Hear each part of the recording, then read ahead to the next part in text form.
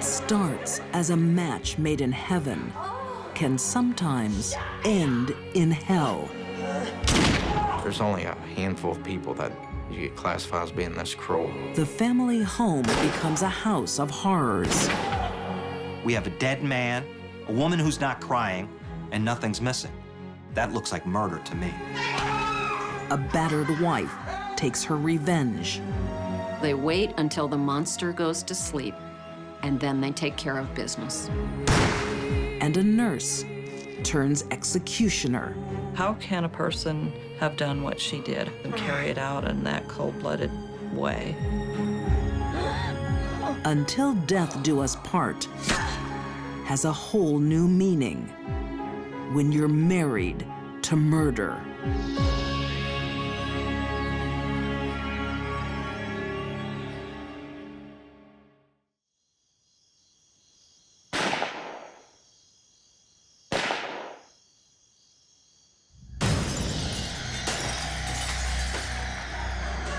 In the dead of night, a terrified wife makes a desperate plea for help. Someone is breaking into my house and he's fighting with my husband.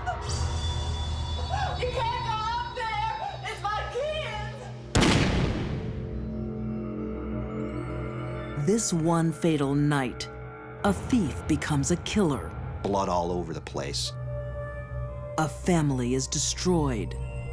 An intruder had broken in the house and shot her husband. And a woman's deadly secret is exposed.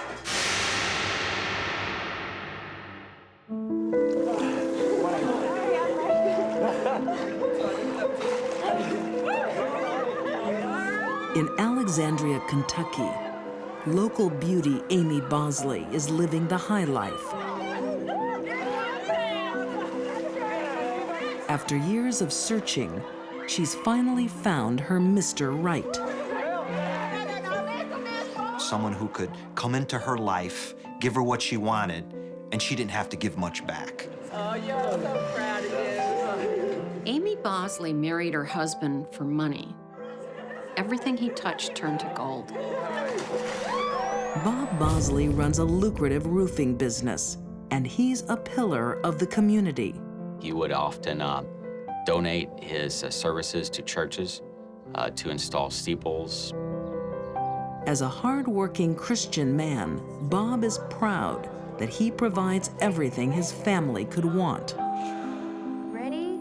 Smile. Am I blocking? But he's gravely underestimating what it will take to satisfy his wife. Big house, big cars, money in the bank. And she really didn't have to work if she didn't want to, but that's not enough. That is not enough for her. She wants it all. Bob Bosley is completely unaware of the insatiable greed driving his wife. No matter how much he provides, Amy will always want more. That's narcissism. They believe they deserve more than what they've been given in life, and they're gonna take it. Hey, honey. Gosh, I like to push my management skills to you. You want me to do your tax? You know I'm no good at this stuff. You know, the longer I spend up a ladder, the more money we're gonna make. When Bob innocently asks Amy to manage the company accounts, she sees an opportunity. He trusted her completely, and she completely took advantage of him. Amy begins to see all this money that the business has to pay, by law, the IRS. Amy hatches a plan to deceive her husband. Write a check to the IRS, put it in the books. Bob would see it in the books, but she would never send the check to the IRS. Instead, she would withdraw that money herself and put it somewhere. Amy was having an affair with Bob's money. And it's a passionate affair. Within a few months, Amy steals over $100,000. It took on a nature of its own, and it became a monster. But Amy isn't just stealing from her husband. By committing tax fraud, she's also robbing the U.S. government. And they're not so easy to fool. The IRS started to look into this, thinking Mr. Bosley wasn't paying his taxes. They started sending out letters. What they didn't know was the letters weren't going to Robert Bosley. They were going to a secret P.O. box that Amy had set up to receive those letters. Business is booming for Bob. He believes the family finances are secure. While Bob was climbing the business ladder, Amy was climbing into his business accounts. Amy is bleeding her family dry. She's now stolen over $1 million. But with no tax payments and no contact from Bob Bosley, the IRS believes he is committing the crime. Glass of water? Nope, fine, thanks. Okay, And one day, they finally pay a visit. I'll just get right to the point. Sure. I'm investigating your husband, Bob Bosley, for tax evasion. I can't believe this. If it's not cleared up, he could face a jail term. Oh my God! But even with the threat of prison, Amy keeps stealing. No one's gonna find out. I'm gonna take this money, I'm gonna hide it. Why? Because I deserve it. I deserve this. But there are two things you can't avoid in life: death and taxes. Hello, Amy. Rachel McDougal here from the IRS. Oh, yes. Yeah, hello. Has my husband contacted you? No, I'm afraid he hasn't. Oh, really? I can't believe it. I'm afraid I'm gonna have to take this matter to the police. No, that's not necessary. My husband is here right now. I'm just gonna get him for you. She's smarter than the police. They're never gonna figure her out. That's what she's thinking in her mind.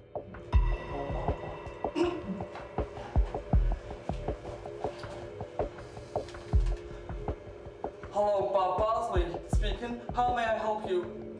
Mr. Bosley? She sounded like Kermit the Frog. Posing as her husband, Amy agrees to a meeting the following day. If Bob sat down with those IRS agents, he was going to become aware for the first time that almost $2 million in taxes had not been paid by Amy. That his wife, the mother of his children, was a thief. But there's no way Amy's going to let that meeting happen.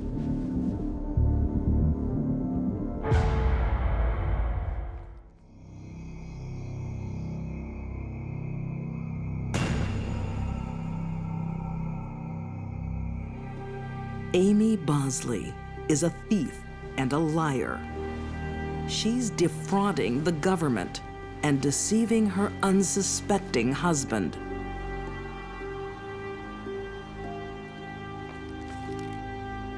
Now, she's about to become a murderer. This was a man she once loved.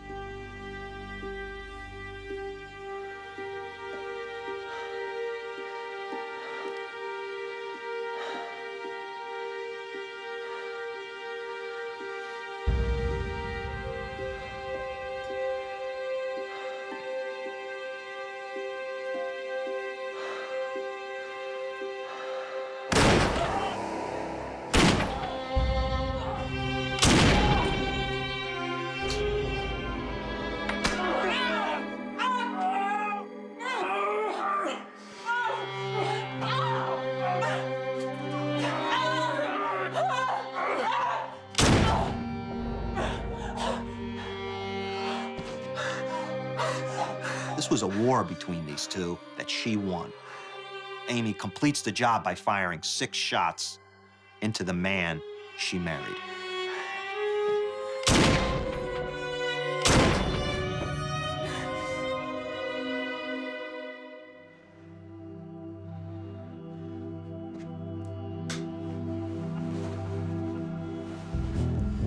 2 kids are obviously awake in the next room, scared, hugging their pillows, shaking. Now she's got to cover her tracks. What's your emergency? Someone is breaking into my house and he's fighting with my husband. I don't know what to do. No! You can't go out there! It's my kids! Police are on the way. She needs to act fast.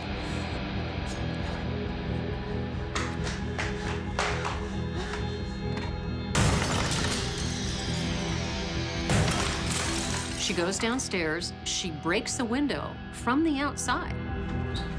She also opens drawers and cabinets in the kitchen and kind of throws things around. Amy tries to make it look like an intruder has ransacked the house. She caused a panic in the community by saying an intruder had broken in the house and shot her husband. Reporter Jim Hanna was one of the first on the scene. Like the detectives, he wasn't convinced by Amy Bosley's performance. I saw him standing by the bed. I tried to stop him. I tried to grab the gun and look, I can see the hands where he scratched me.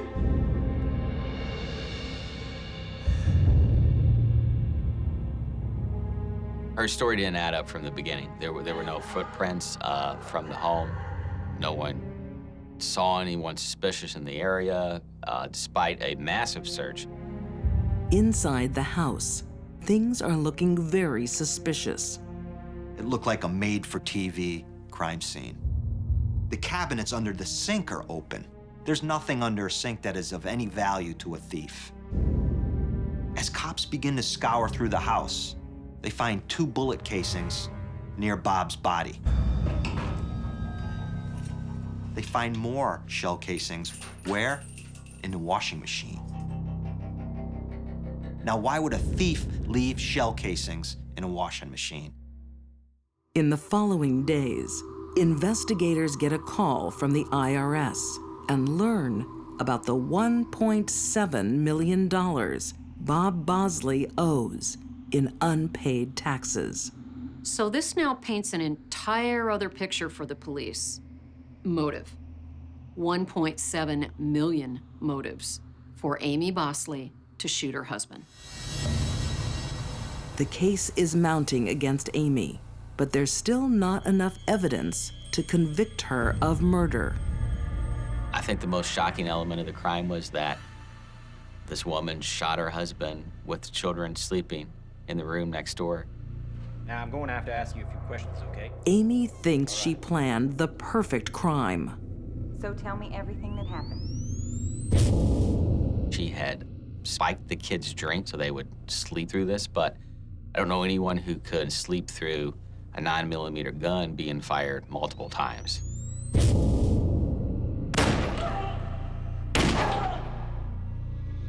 And the children didn't. And I heard this loud bang. What the children heard that night would bring the whole charade crashing down. Then I heard glass smashing and things being thrown around. You heard glass smashing after the shots? Yes. They were absolutely sure that they heard the window breaking downstairs after they heard the gunshots. Faced with this new evidence against her, Amy finally pleads guilty. Amy Bosley married her husband for money. And she killed him for the same reason. Amy is sentenced to 20 years, but she takes a secret with her. She refuses to reveal where the money is. If we just look ahead, maybe, you can see her in the middle of the night some night with a flashlight and a shovel all by herself, looking around, digging in that hole, coming up with that shoebox full of money, and just laughing all the way to the bank. Amy Bosley will be eligible for parole in 2020.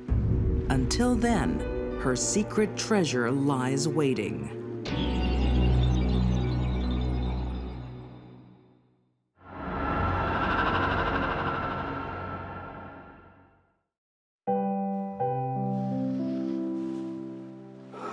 It's been a big day for Joyce Chant. She's turning in for the night. After years of nightmares, at last, a quiet night in with her husband. Sometimes the abuser ends up on the wrong side of a gun.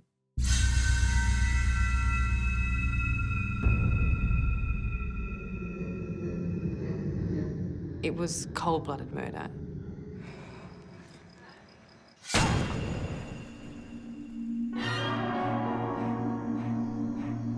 In the outer suburbs of Sydney, Australia, it's a regular night for the Chant family. But for sons Jamie, Craig, and young Scott, family life holds a dark secret.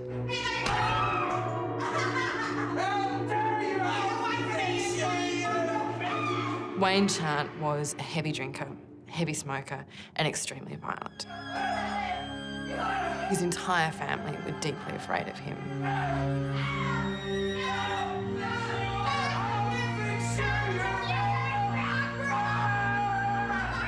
He would hit his wife badly. He would backhand her, he would throw her to the ground, he would hurt her.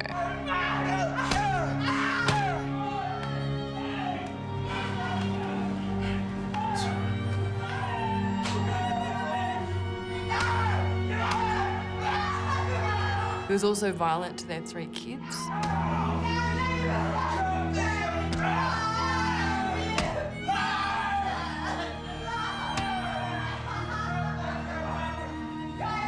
It was a messy, dysfunctional, deeply, deeply unhappy household.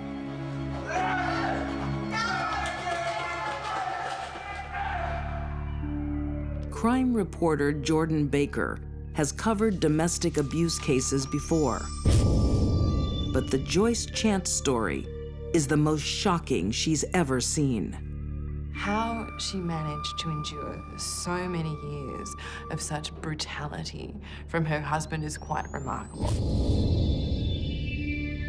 The fear that abuse victims suffer is when the beating's going on. Oftentimes they actually don't know if they're going to survive a beating, and the violence does escalate. One night, Joyce Chant finally reaches her breaking point. Your son's locked up in there because of you, and all you can think about is bashing his mother. Do you want to have your face smashed in again, do you? After all the beatings, after all the abuse, she became a hard, determined woman. Bash me all you like, but you'll never shut me up. Well, say about that! You're gonna kill me, and you're gonna go get your gun, are you? You're gonna... Wayne pulls out a gun. Are you gonna shoot me, are you? What are you gonna do? Tonight, the battered wife turns the tables.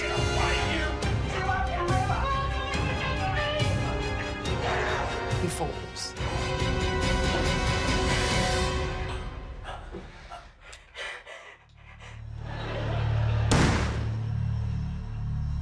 What was that? I don't know, Rose.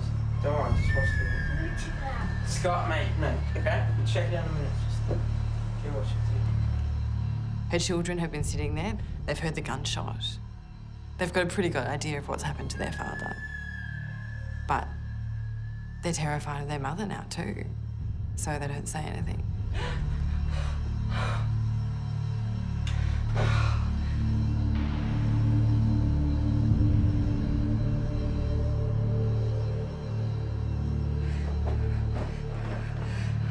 She wraps him in their bedsheet and leaves him there. As the nights pass, Joyce sleeps in the same room as her dead husband's body. To the children, the house is strangely quiet, and there is a foul smell. The body is starting to smell, it's starting to decompose. Joyce tells family and friends Wayne left her for another woman. But one person doesn't buy it. Wayne's mother, Dorothy. What do you want? What have you done with my son? I told you, he never come back from Bathurst. Probably shacked up with some tart. There's no way he would get up and go without contacting me. Well, he's proved you wrong, hasn't he? I want to see the boys. Dorothy Chant is a wily old woman. Her daughter-in-law is hiding something, and it's closer than she could imagine. For almost 2 weeks, the body sits in the bedroom. But Joyce is in no hurry to bury her husband. She's not done with him yet. Joyce Chant is sleeping with a dead man. It's her husband, Wayne. Brutal men married to women that they beat frequently end up shot in the head. Her young children are too scared to ask where their father is. Wayne's body stayed in the home up to 14 days. Joyce spends her nights planning what she's going to do with her husband's corpse. She comes up with a brutal, calculated plan.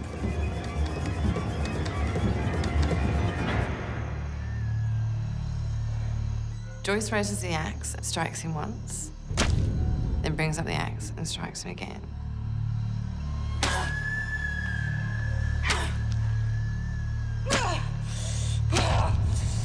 And quickly is overcome with so many years of anger and hatred and frustration. Soon she's cut off his leg, his other leg, and she chops off his arm, his other arm.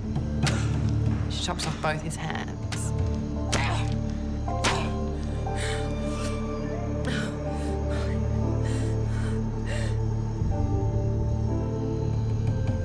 And now, in their backyard, where they've raised their children, where they've spent many years of married life together,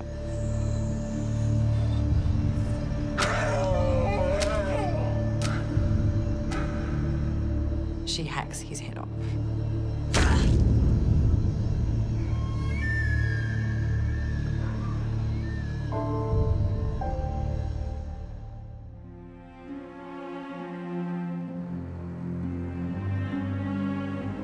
At a rest stop south of Sydney, a driver pulls over for a smoke and makes a gruesome discovery.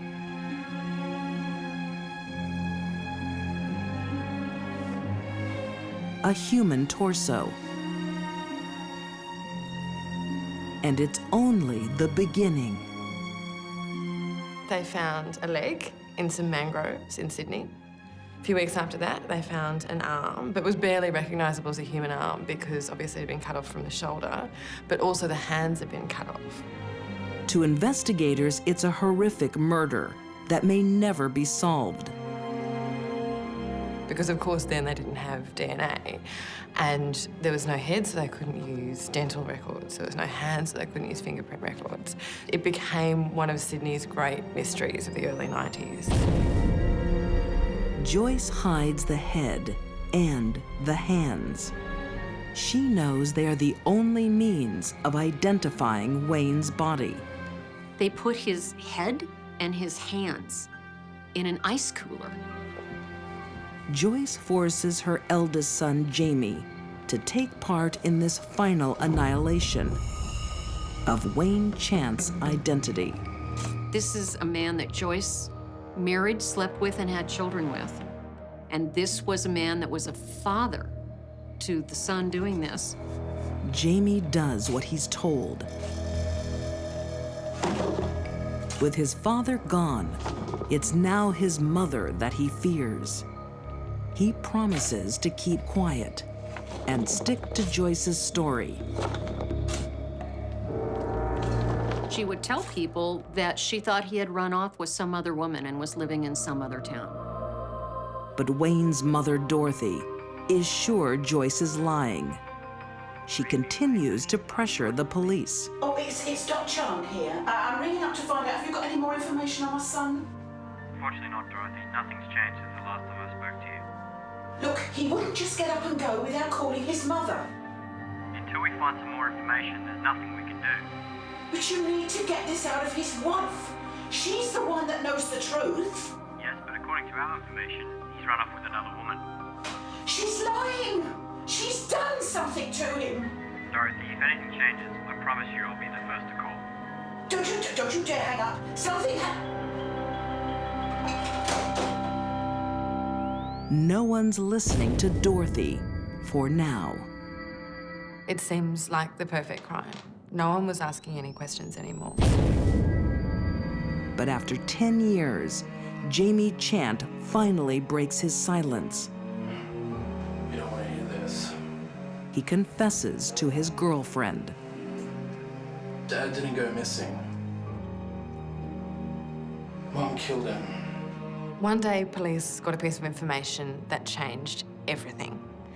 A young woman presented to a police station. She identified herself as an ex-girlfriend of Jamie Chant. And she told them that he had confessed to her not only that his mother had killed his father, but that she'd chopped up his body. Why didn't you go to the police? She would have killed me too.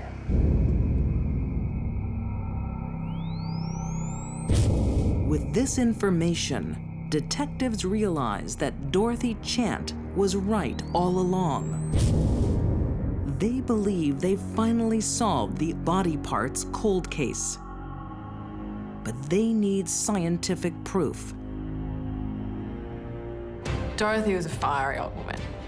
She kept hounding the police. Luckily for them, Dorothy kept fighting till the day she died. Dorothy was also a clever woman. As her dying wish, she insisted that police take a vial of her blood so that even from the grave, she would be able to get justice for her son. So they took tissue from the body and the blood sample Dorothy had left before she died. And they sent them to the United States for some advanced DNA testing.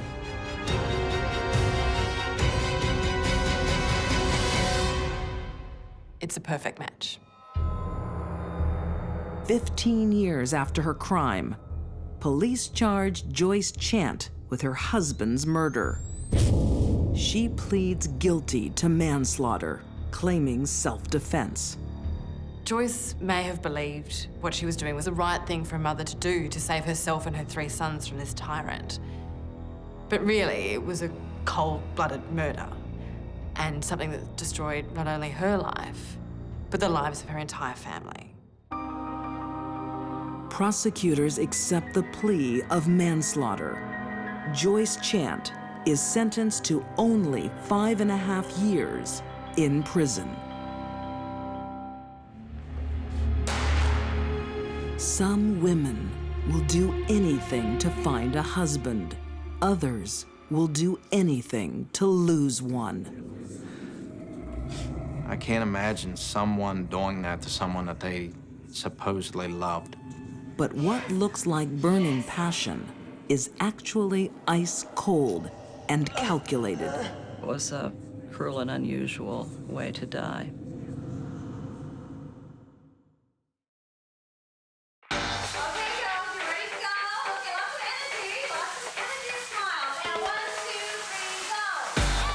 Morgantown, West Virginia, 2005.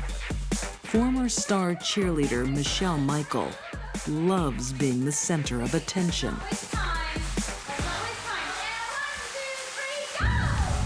Michelle Michael is a very narcissistic person. For the narcissist, life is all about them and how do they look to the outside world. Everything had to be perfect, but it wasn't.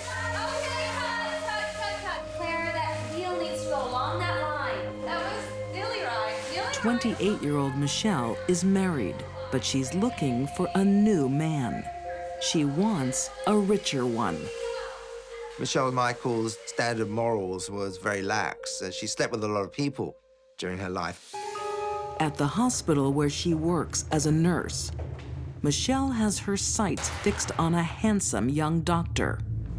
Give me a J, give me an I, give me an M, give me an M, give me a Y. Jimmy Michael. Jimmy!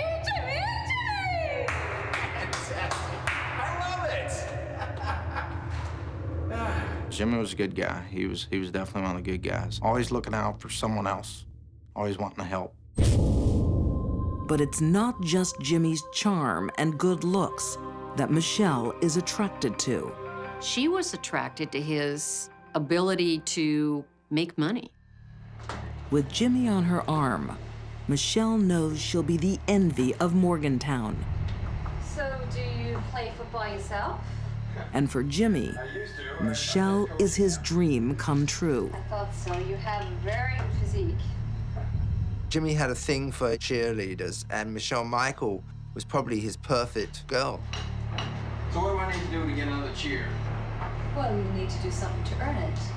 And what might that be? I'm sure you can do something. Michelle knows how to get what she wants.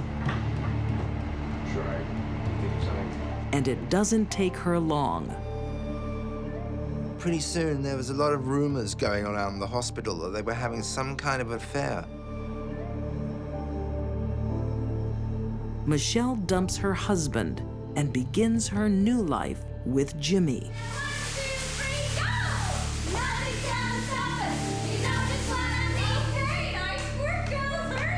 Michelle and Jimmy get married. He's doing well financially. They buy the dream house. Michelle starts to decorate it, get it just the way she wants, that whole image thing. Image was everything to Michelle. Michelle and Jimmy look like the perfect married couple for now. Hello, Philippa. After they'd been married a couple of years, Jimmy decided he wanted to start his own business. Jimmy leaves his job at the hospital to open a private practice. Well, your eyes are sparkling. It's something he's wanted to do for years, and he puts his all into the new venture. And I'll see you tomorrow. But according to author John Glatt, Michelle wasn't so enthusiastic. He wasn't making the money that he was making before because he was kind of growing the business. And Michelle became very unhappy about that. Well, look, he's not the most skilled kid on the farm. And it's not just the money. With Jimmy focused on his new business, Michelle is no longer the center of attention. What's that you're drinking there, Bob? Scotch. Scotch?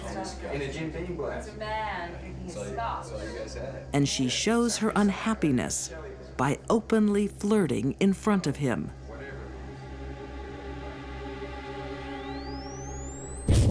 He had talked to me about trying to get Shelley to go to church with him and rededicate herself to the marriage. I don't think things were working out that way. Michelle is out of control. As soon as Jimmy's back is turned, she starts an affair with one of his employees. And she does it in their marital bed. I think he had tried. Close friend Reggie Hours says Jimmy had no idea why his marriage was failing. He could honestly say he had tried to make things work. One day, he learns the truth.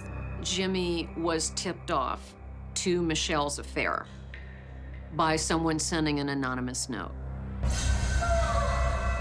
They put it in her mailbox saying, "Keep your whore off my husband." Oh, get out. I'm getting changed. You've been shopping again. Yes. We can't afford this crap. Oh, you've got your own business, and I can't afford to buy new underwear. Who are you buying this stuff for anyway? Get out. It's not for me. We haven't had sex in months. Are you cheating on me? No. Are you cheating on me? Get out. This marriage is over. But there's no way Michelle is going to let Jimmy leave her. she knows the community would side with him, and her image would be left in tatters. She wanted out, but she wanted sympathy on the way. She didn't want the wrath or the disdain of the community for leaving such a nice guy. Michelle sees a different way to end the marriage. One that lets her walk away with all the sympathy she desires. Michelle Michael is a nurse who cares about herself. She's got to be the coldest, cruelest person I've ever met in my life. It takes a murderer to kill a man. It takes a monster to make him suffer. In her role as a nurse, Michelle had access to and knowledge of a variety of drugs that could be used to save lives. Michelle steals a drug called rocuronium. She knows exactly what one prick of this needle will do. Once you give that drug, you paralyze every muscle in your body. And your diaphragm's a muscle that controls your breathing. So the diaphragm stops working, you stop breathing.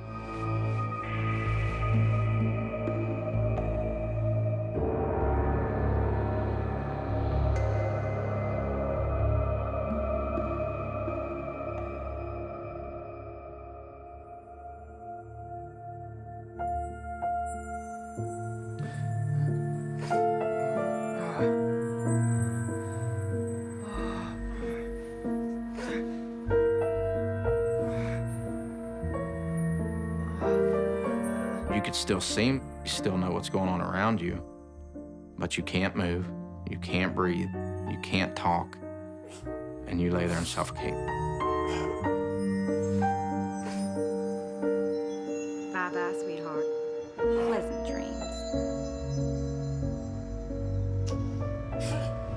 It really is like being buried alive, struggling to breathe, knowing that you need assistance and aren't going to get it, but you are awake and aware of what's happening. Michelle knows it will take more than 10 minutes for Jimmy to die. And you can imagine how slow those minutes were.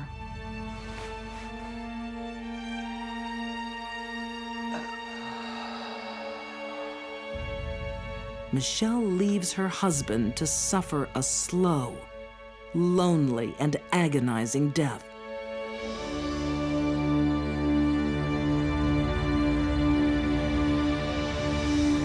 She shut the door and went off to work to create an alibi. When Shelley got to work, she seemed to be making a big point out of letting people know that she was there.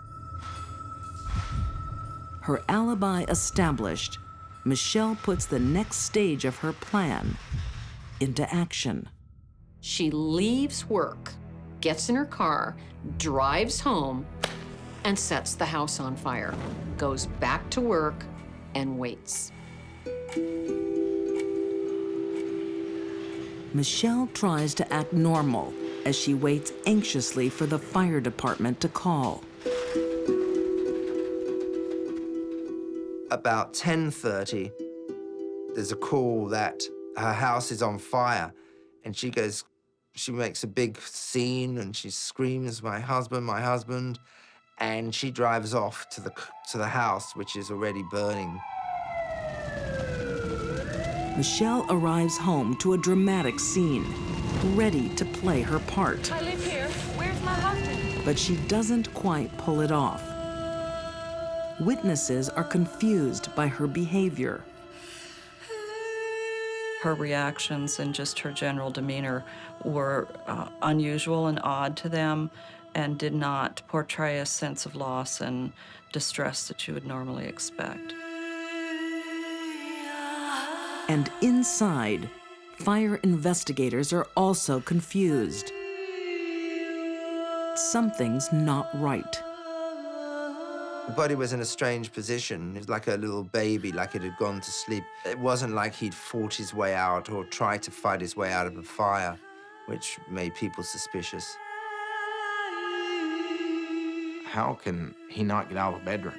How can he not move 10 feet to get out of a fire? Jimmy's body is burned beyond recognition. Amazingly, an autopsy can still be carried out. A few days later, the horrifying truth is revealed.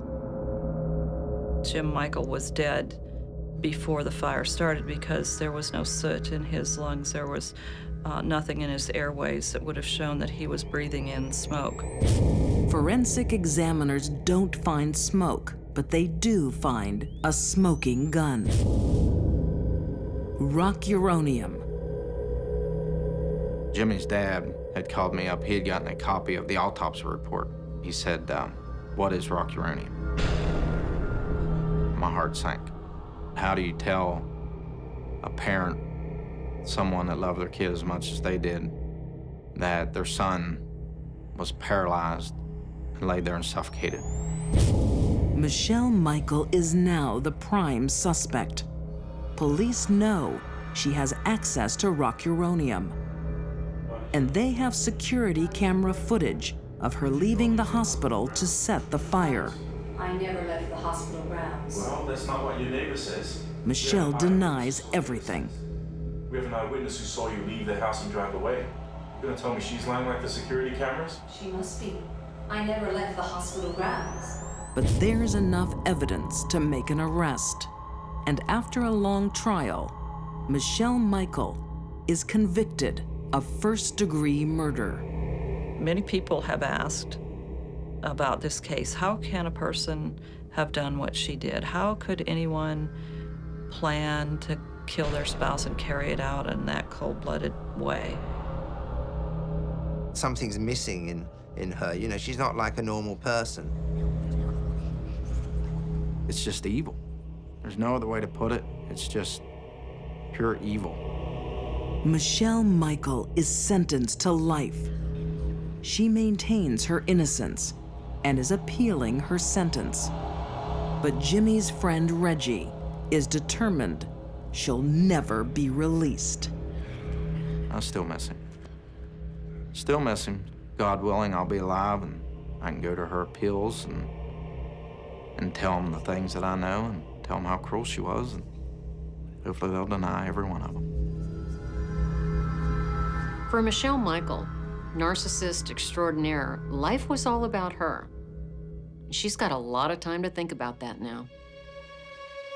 These deadly women turned their marital beds into deathbeds. They promised to love, honor, and obey. But they murdered instead. Amy Bosley's greed drove her to the ultimate betrayal. Joyce Chant killed a monster and became a monster herself. And Michelle Michael preferred a clinical killing to a messy divorce. Their husbands thought they were married for life. They soon found out they were married to murder.